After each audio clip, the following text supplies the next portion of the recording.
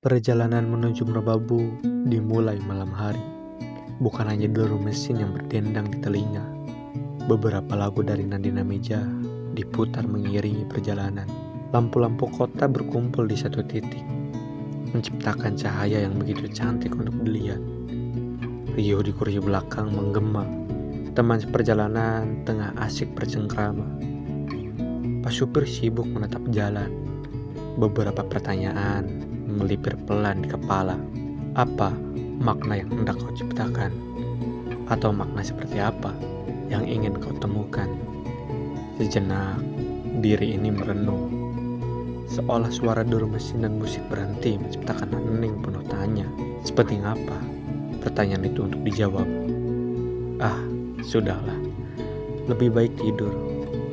Ku jawab nanti saja bila sempat. Pagi menyapa. Dinginnya sibuk memeluk tubuh-tubuh yang hampa. Sebuah peta perjalanan menuju Merbabu menggantung di dinding. Itu adalah kepastian. Berbeda dengan hubungan yang membunuhmu dengan cara digantung. Orang-orang sibuk mengemasi barang-barang. Diri ini sibuk mencari jawaban dari pertanyaan semalam. Meski matahari sudah terbit, aku belum menemukan titik terang.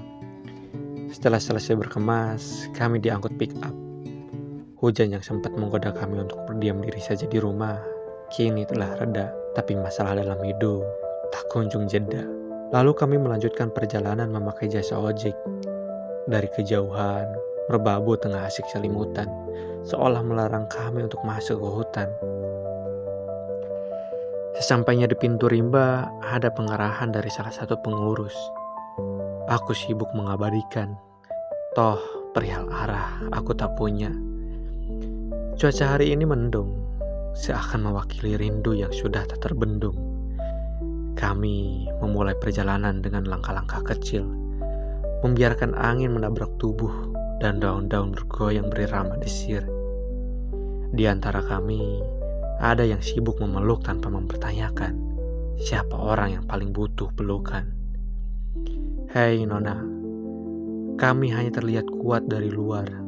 Barangkali kamilah yang paling membutuhkan pelukan itu.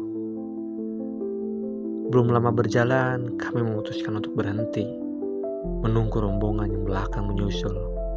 Setelah itu, kami baru melanjutkan perjalanan menuju pos selanjutnya.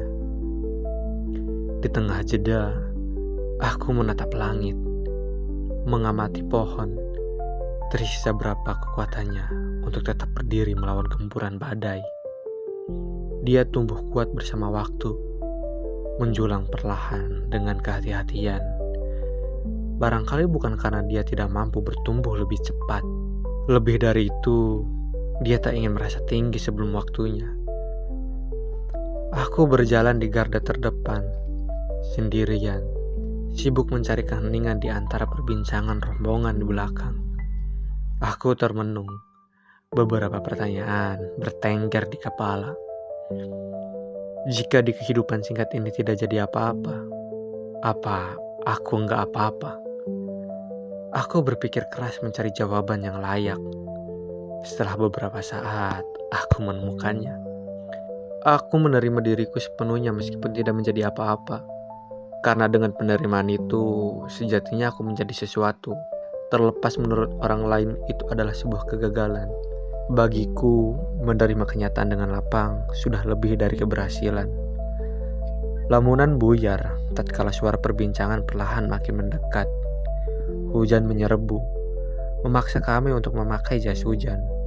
Rombongan memutuskan untuk tetap melanjutkan perjalanan. Hujan yang datang makin memperburuk jalur pendakian. Jika tidak hati-hati, resikonya bisa terpeleset. Di musim hujan, hutan jauh lebih rapat. Di beberapa kesempatan terkesan samar. Meskipun aku tidak memiliki arah dalam hidup, bukan berarti aku ingin tersesat di keheningan yang menyamar. Aku setuju dengan perkataan Panji. Dia bilang begini, hening itu tidak selamanya damai. Hening kadang mencekam. Kadang kita sering bias dalam melihat sesuatu.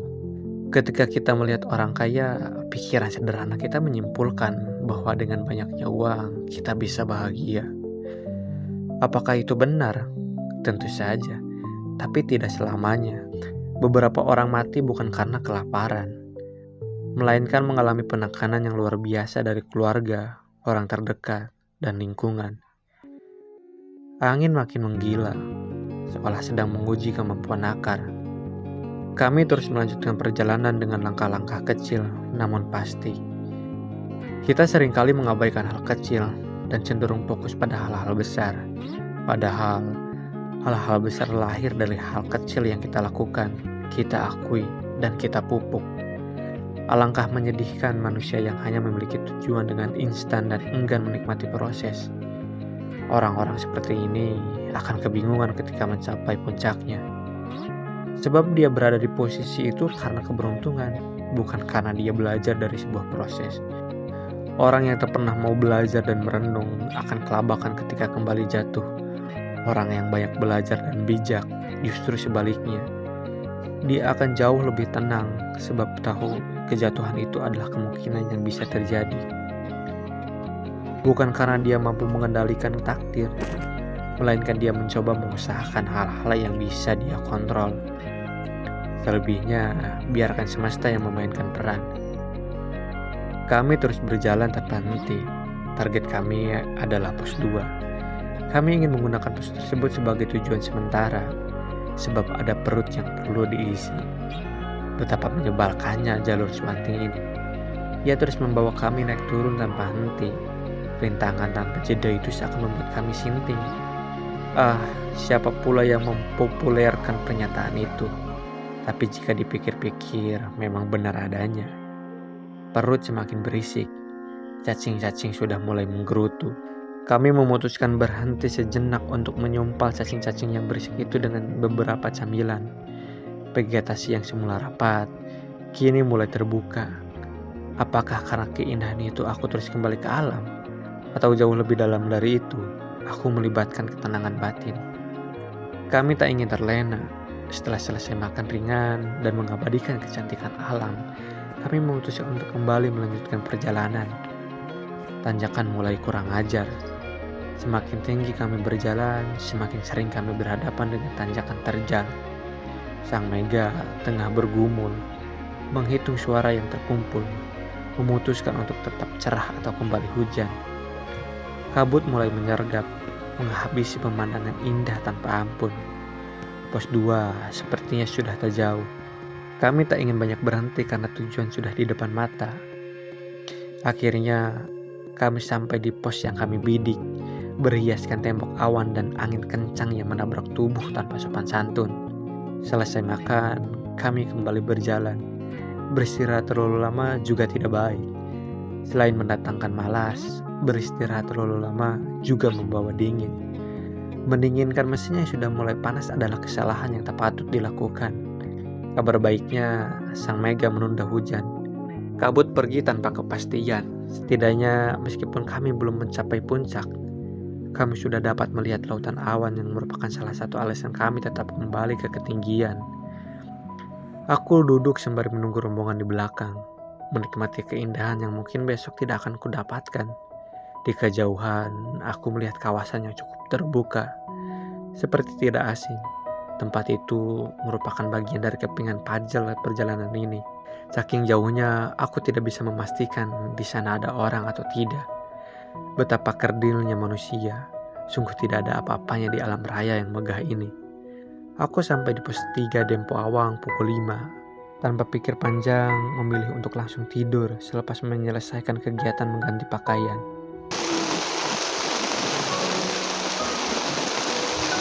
Rombongan bangun pada jam 2:30 dan akan bersiap melakukan summit pada 3:30 pagi.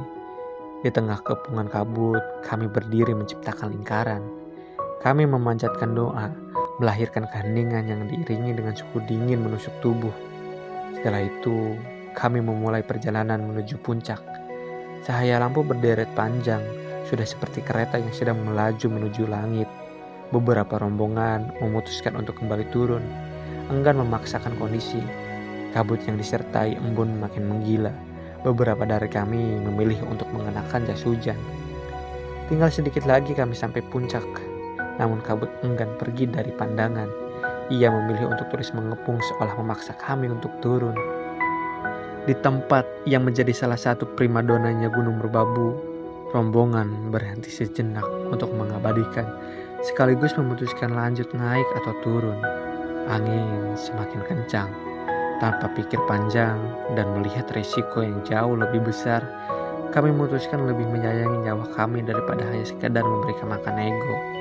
Kami turun tanpa mencapai puncak, terserah jika memang itu merupakan kekalahan seorang pendaki.